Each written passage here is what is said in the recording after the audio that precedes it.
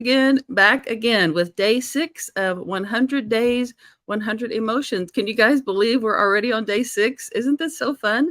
I'm back again with my hair still disappearing in the background, so I'm still working through that. I got to get me a green screen, y'all. If any of y'all have an extra green screen that's laying around, hey, send it my way. I could use it obviously here. So I like to bring attention to that because I know it kind of bothers you. It bothers me too. Anyway, all right. Today we're talking about anticipation. I have a friend here.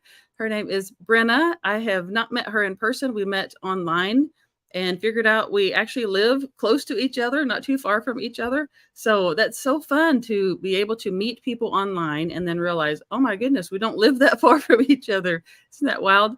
Okay, so let's welcome Brenna to the stream here. Welcome.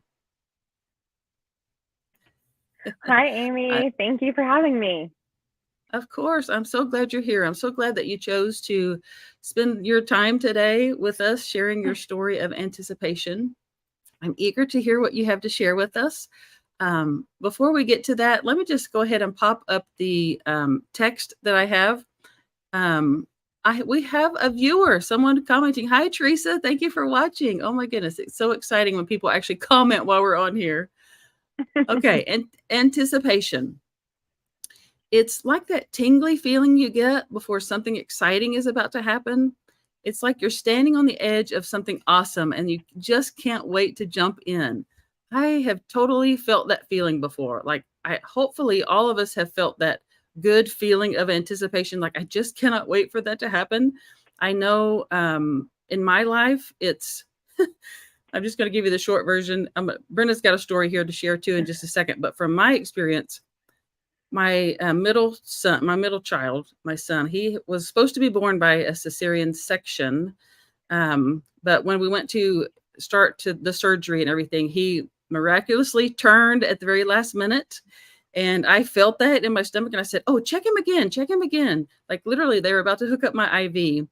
And they said, oh my goodness, he just flipped. He just flipped around. You don't have to have a C section now. You get to go home, And so I was in a different way. I was anticipating bringing my baby home with me in my arms, but I brought him home still in my stomach at the time. And so that's a story that comes to me when I think of anticipation. But I know Brenna has maybe a different version of that. And so I would love to hear what you have to share about anticipation, Brenna. Well, thank you, Amy. Yes, the excited, fun feelings, I've definitely had plenty of those times in my life. And the biggest memories that come up my senior year, the seniors who were in my youth group, we all got to pick what we wanted to do for our senior trip because the school that we were going to didn't have senior trips, and we all chose to go skydiving. So Oh my you're up word. there at the top. that that was probably the biggest moment of anticipation. But in those times in my life, I got to do quite a bit of things. Our youth pastor was amazing and trained us to speak publicly, to share sermons, and it was just there was a lot of those like butterflies in my stomach, like palms sweaty type of thing.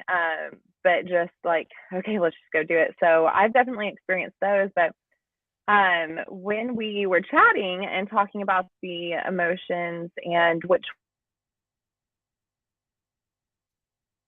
Oh, I think we lost you. share about, and we got There we go. to, oh, am I back? Yeah, you're back. We got you. It's all good. Okay, sorry. Well, just when we were chatting about anticipation, the I guess closest things, thoughts that came from it is a little bit of the other side of anticipation, where you might be experiencing something like in life that's hard, right? And you're anticipating your next move. Like, how are you going to get through this season or through this moment and into the next? And life is what it is. And there's even been moments of, anticipating about the effect that, a situation or scenario would have on others around you, and then how that, affects you. And we don't do life alone. we obviously do life with others. And so there's a lot of that happens. But your story is one that I very much relate to, because before the season that makes me think of just anticipation and what all of that was like, the Lord had spent like about 2 years really just pouring into me and training me and growing me from this the Christian that I was when I was a teenager and first got saved, and quickly getting married and starting a family, that faith into a whole other level of faith where it is all of the emotions and beliefs and thoughts and how they all work together and produce this life that we actually live in a emotional and an internal, but also in a physical, right? And we have physical inside of us, and we also have physical outside and around us. And I just got to spend a lot of time training. And so that was very, very needed, because as we went through different seasons where it was literally anticipating what would be the next thing, and how do you feel that, right? How do you hold that together? How do you have faith and belief when it feels like literally everything around you is crumbling and there doesn't seem to be a way out, or the way you thought to go, and you were like, okay, I got this opportunity, like this door open, we're running, right? We're running. Yes. And then boom, you run right into a wall, and you're like, okay, wait, why did the door open then? And so really it's a bigger purpose driven type of anticipation that I relate to. And how does it work out? Because we all have various lives, but I think the one thing that most of us can say that we have experienced to some extent is, what is the purpose of life? What is the meaning? Why am I even here? Like, it has to be more than this simple mundane thing. And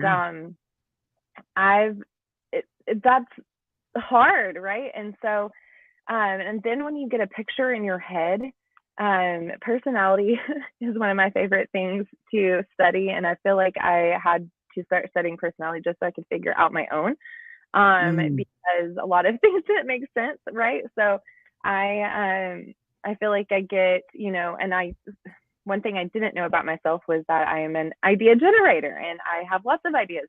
But that doesn't mean that all of the ideas that I can think of are things that I should just run away with. And I would get an idea and be like, oh, and then that fun, exciting anticipation would come up, right? And then start running. And then be like, well, where's the payoff? Because I have this vision of purpose, right? I have this vision of what life is and what purpose is. And there has to be more, right? There has to be more than just the living. And so every idea that would come, it would be this explosion of fun anticipation, and then this like spinning wheels and running to try to get it done and achieve it. And then you're like, wait, we're Make it happen. reaching this. We're not reaching this. Yes. And even still, like, it's like, okay, so even in the making it happen, like, doing the things, but not seeing or feeling the connection or that tie to purpose. And then it's, well, what are we doing wrong? It's the worry, it's what's coming in, it's why isn't this working? And I have experienced that in a lot of different realms, whether it's parenting. I have 4 children. My husband and I have a very unique story of our own. We knew each other 4 months when we got married, but it was one of those, like, we just know. And so we got to learn each other within side of marriage, which was different. And then at the time that we, had got married, started having children, I worked inside of my church. And to me, purpose, the visions we're all very related to that four walls type of thing, that ministry. And then we found out we're expecting our third. And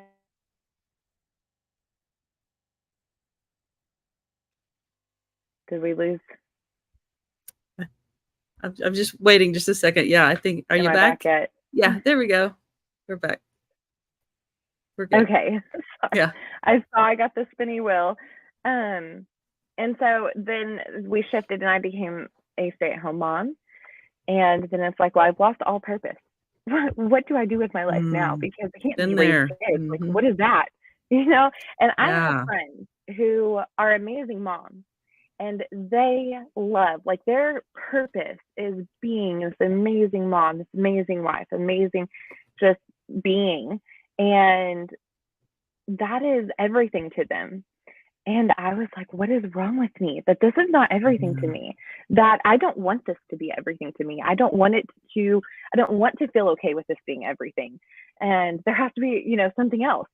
And so there's a lot of guilt and shame that came around that. And, what's the anticipation then of what's next? Well, what do I do now? Like, how do we process through this?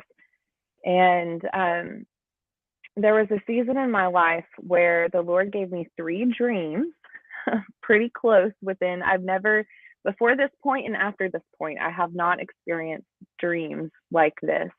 And one of them was about this vision, this like awakening sort of thing. And then another one was about, I got to meet my children. I had a dream. Yeah, it was really cool. I had a dream where I walked into the house that we were in at the time, and here come these 2 teenage boys over and like interacting with each other. And then out of the corner of my eye, I see 2 little people getting in the refrigerator, and I'm like, what is going on? And I felt the Lord tell me in that moment, like, these are your children. And I was like, okay. And so from that point on, it was just like, we're just waiting for him to get here. Not many people believe me when I shared that story. I thought I'd, just say pepperoni pizza before bed or something, and so it's pretty cool to see my kids come and have the same facial features and attitude.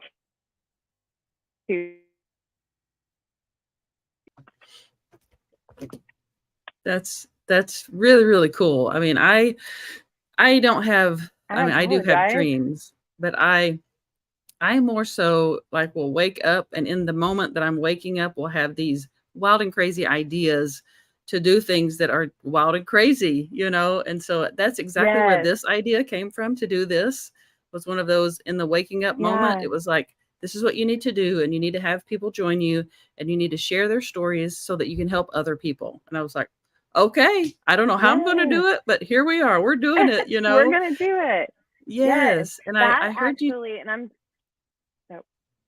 I was just going to say, I'm sorry for the connection errors, but what you experienced is actually one of the things, how I ended up with authoring a devotion.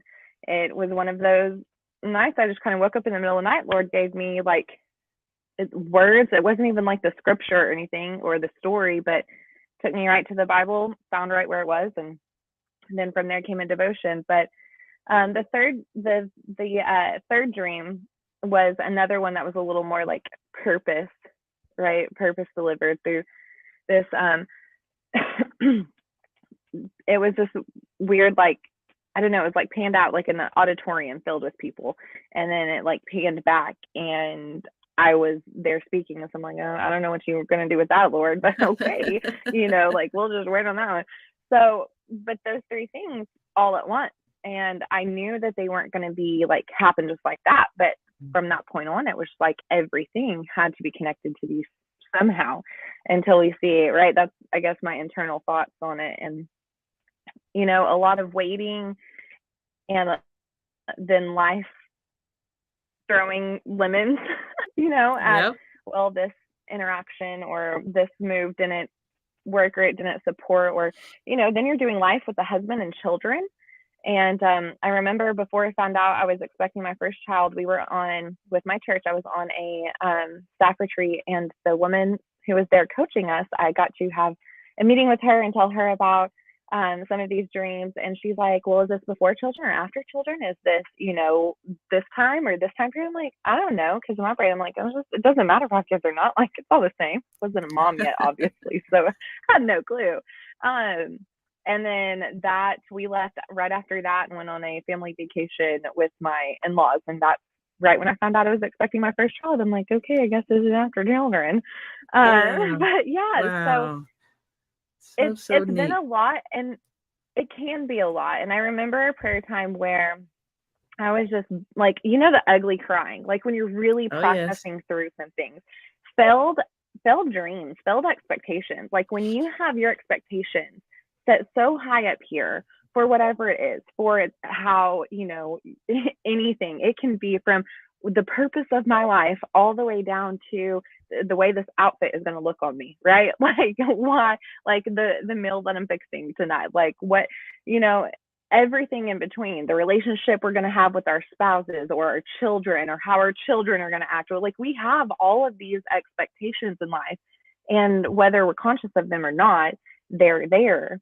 And when they get like wiped out from underneath us, and it's like, well, this is not at all what I was expecting, and we just have those really broken moments, that is one of the things that was super beneficial. And that's a side note of just learning to be okay with feeling those emotions and not having to just stuff them away. But I remember I was processing through the whole purpose of this series, pretty much, is to help people understand what the emotions feel like. And I'm talking to you now, people watching, that identify what the emotions feel like, allow yourself to be able to feel them, and figure out what you can learn from them. Just like Brenna said, she mentioned all of the emotions, not just anticipation, but all of them across the board, can't have different layers to them. They can be positive or negative, which Dr. Tanya and I talked about this. They can be positive or negative, but they're not good or bad. They just are. But we can use them in a positive way, or they can be in conjunction with something that we consider to be negative. And so my purpose in doing this is to help us figure out how to use them in a positive way, to use them as a stepping stone, to go through, like I have, something as horrendous as living with a broken neck and not being able to get out of the bed for nearly a year, as a stepping stone to something greater, something bigger than ourselves, something that we can accomplish to use to help other people. And so that's my purpose in doing this. And you have such great stories about that. Thank you so much for sharing those. Oh my goodness. I appreciate you sharing that and your stories and being a little bit vulnerable. That's what it's all about, because I want people to be able to relate to what we're saying and what we're doing, and that we're real people. We're not perfect. People only want you to see the perfect side of them, but that's not real. That's not who we really are. No, not at all. As I was on here right before we were trying to get ready, trying to figure out how my hair could part the right way, because I slept on it wrong and it was completely flat on one side, and it's still crazy. But you said something like about our emotions and not being afraid to feel them, whatever they feel like. For me, one of the biggest things that was pivotal in my understanding, and this could be, I don't know if this is correct scientifically or psychologically or in the like proven parts, but how I learned this was an emotion is something that is triggered, and it's what is felt. And a lot of times we're taught that these triggered feelings, these emotions, are bad, and we're not supposed to feel them, and if we do, we have to shove them away. But what the Lord taught me was that I had to be able to feel it and identify it and be okay with it, and then tell it where to go and what to do. And I know there's this thought to outcome ladder, and the Lord just really helped me with adding like another layer of belief. Our belief is what drives our thoughts, which is what drives our emotions and our actions, and all the way through it. And really learning that, if anticipation comes up inside of me, and it, even if it's not the fun kind, right? If it's the horror kind, because in all honesty, when you're in those deep and dark moments and you feel that like anxiousness and that like in your gut, like twisting, it's like someone shoved a knife in there and just twisting it up, and it hurts, and literal heartbreak. And when you feel those, that's not bad things. And I think we've been taught like we can't feel that way and we have to shove it all away. And then, and you have just socially so many different extremes, right? Of you can't talk about depression, and then everybody is like self-proclaiming depression. And there's not this differentiation of like what is a normal emotion and how we feel those things to then like how we are really like struggling and there's a clinical need and stuff like that. I think we just haven't been taught what to do when we feel the emotion. We have control. That's what I love about just the amazing way that our mind and our brain and everything works. We have control. When we feel something, we can say, okay, no, I want you to go over here and do this thing. This is where you're going, emotion. Anticipation, you are not taking me into a spiral of worry, fear, doubt. You are going to take me into faith where I can stand on what I know is true and what I believe, because I have taken the time to write down and to decide in my conscious mind what it is that I believe. And so I know these things. So when an emotion comes into play, because I've already gone through my belief flow, I know the thoughts that are attached to this belief. So when anticipation comes up, then I start repeating those thoughts. Then those affirmations come out. And then I make different actions and I exist in that moment differently, even though I have the same emotion that's been triggered. Like that's been the biggest thing for me. That's so good. It's the pressing down and trying to hide the emotions. I think where we start to have issues, and that's what society teaches us to do, especially men and boys, is to hide our emotions, press them down, don't acknowledge them, don't feel them, because that will make you weak. And when the opposite is actually true, it's the acknowledging, it's the feeling them, allowing them to surface, to come to the top, because they want. Our emotions have a purpose. We have emotions for a reason. They're there to teach us something. We're not going to learn the lesson that we're meant to learn if we keep pressing them down. We have to allow the emotions to come up so that we can learn the lessons that they're there to teach us. And that's another reason that I'm doing this series, is to help people realize that that's a normal thing for us to do, is to feel the emotions, allow them to surface and learn from them. But nobody else is sharing that. Maybe they are. It's just, I want to get that across, because I've learned so much in my life from being able to do that.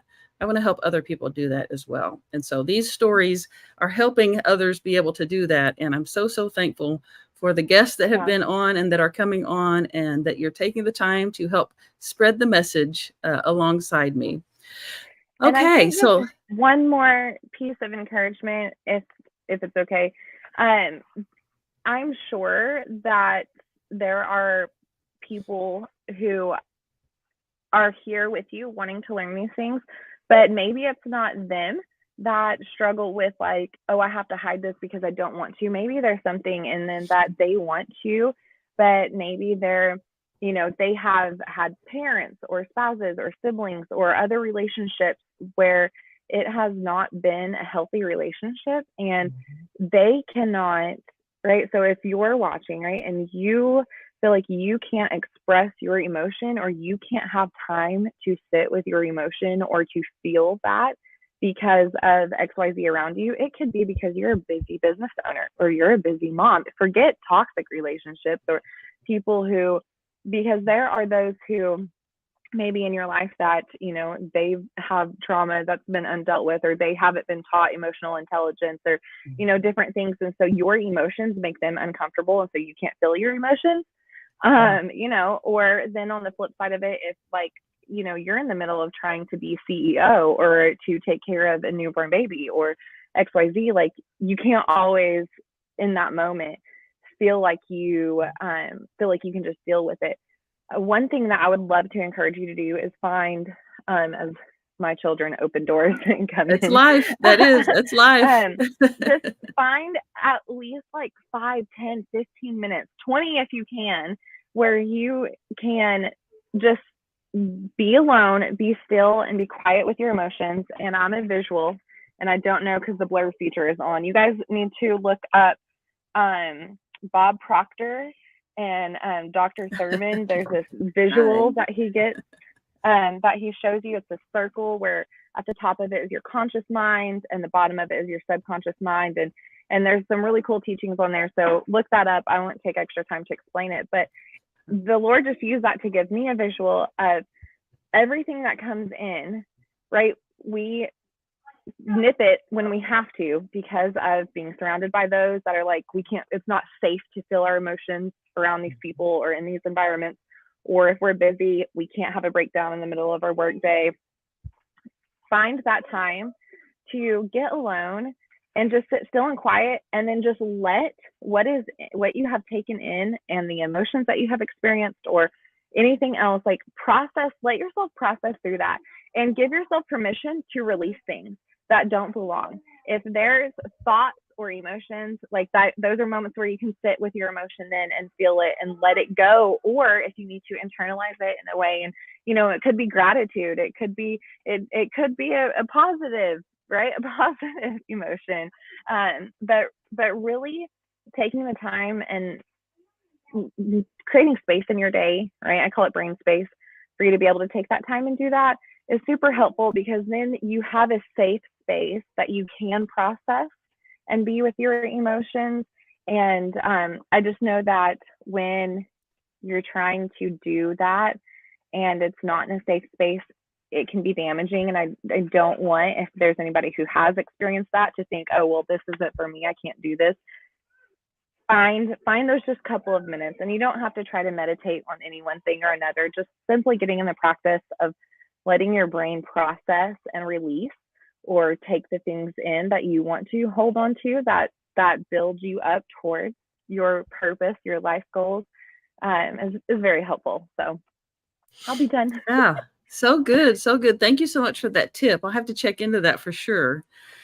Okay, let me pull up this image. If you have not seen any of these before, I have used an AI image generator and asked it to create an image for me that represents the feeling of anticipation. And so this is what it created. I just want to pop this up for just a second. Let me full screen this. And this is what it came up with when I asked it, what does it feel like? What does anticipation feel like? And so looking at this, obviously the colors are gorgeous. I love these colors. To me, it's the moon. It's anticipating, it's shining upon all of these things. These things are like anticipating the moon's light, or maybe the sun is going to come up after the moon. What do you see anything in this, Brenna? That is so funny that you went straight to the moon, because I went straight to this like central area and followed the journey of the water, it looks like, right? Because to me, it looks kind of like a river flowing through, and these trees and stuff, and the colors, the vividry. And when you think about anticipation, it can be fun. And, if you're anticipating something that you're looking forward to and positive, and it's a journey, right? So that's what I see, is that there's a journey in and through anticipation, and there's going to be twists and turns. And so while like with some of my experiences, it started out fun and we're so excited to get it going, and then we start journeying through, and you might have felt this where you're like, oh, it's Monday and I need somebody to speak tomorrow. Like, I don't know if that's been a thing, but there's around the bend, right? You might not know what's actually going to be on the other side, or how the river flows and changes differently. And so there's a journey through anticipation. That's interesting. Yes. Oh, I love that so much, because and that's one of the reasons I do these images, because that's not my thing. Like, my brain just struggles in that way. I don't find myself creative in that way. but other people can pick out things just like you did that I'd never even fathomed. But it's so true. Like everything you just said, I was like, it's like obvious. Why didn't I see that there? Give But yourself a break, because I thought the same way. I'm like, I didn't even look at the moon, and it's huge. uh, that's so So funny. But it just shows how differently our brains work, what are, things that we're good at. Oh, so good. Okay. So we need to hop off here. I do want, in case people want to get a hold of you, tell us just a little bit about what you do so that people can know if they want to reach out to you and work with you. Just share with real quick what it is that you do and how you can help people. Well, thank you. So I'm a website developer and content creator, and I empower businesses and people to have a powerful online presence and really elevate that. So that's the main gist of what I do. I do have I call it empowered living, because if you can't tell, everything to me is connected, and it is about the life we are living and how we are living it and how we are dealing with all the twists and turns and the anticipated moments. So I do have a monthly membership where there's different book studies and blogs or email features, and then connectivity, just to build up that network of people who are like-minded and who are growth mindset and are ready to elevate that and go the next level up. It's so important to have people that you're doing this with, to network with other people, to not do it alone, because you don't have to. You don't have to do things alone. There you can find others that will do it alongside you, who will be willing to do it and help you. And so I love that you do that you help people do it together. Do you have a website that they can go to, or how can they find you? Yes. So it's my name, BrennaStanford.us. And I'm Brenna Stanford on all my platforms. So if it's LinkedIn, Instagram, Facebook, wherever. I'm on TikTok, but I mostly play there than anything else. So Same. not a lot going out there. All right. Well, I will definitely tag you in the description above, and then I will put your website link in the comments below so that people Thank can you. find you if they're interested in working with you. Thank you so Thank much you. for I being appreciate here. Oh my that. goodness, this has been so good. I love your insights. I love all that you have to say. It's like we're on the same wavelength for emotion, as far as emotions go. Just so good. So, oh, thank you all Yes. And so the work you're much. doing here, well, everybody just know that this work that Miss Amy is doing is absolutely amazing. And if you have just a couple of minutes each day just to tune in here and take some quick notes and really just internalize it and meditate on the things that she's teaching and the stories that everybody's sharing, you will experience life change that you didn't even know. So you're doing an amazing Thank you job. so. Thank you for doing that. You're so sweet. Thank you. That's so kind of you to say. I appreciate that. I didn't even tell her to say that, y'all. All right. Thank you guys so much for watching. Again, if you would like to be involved, if you would like to be featured in one of the emotions, I would love to have you. I still have openings available. So reach out to me. Let me know. I've got a list of people on the waiting, to plug in, but we definitely have room for you. So let me know. Thank you all for watching, and I will see you guys tomorrow. Bye.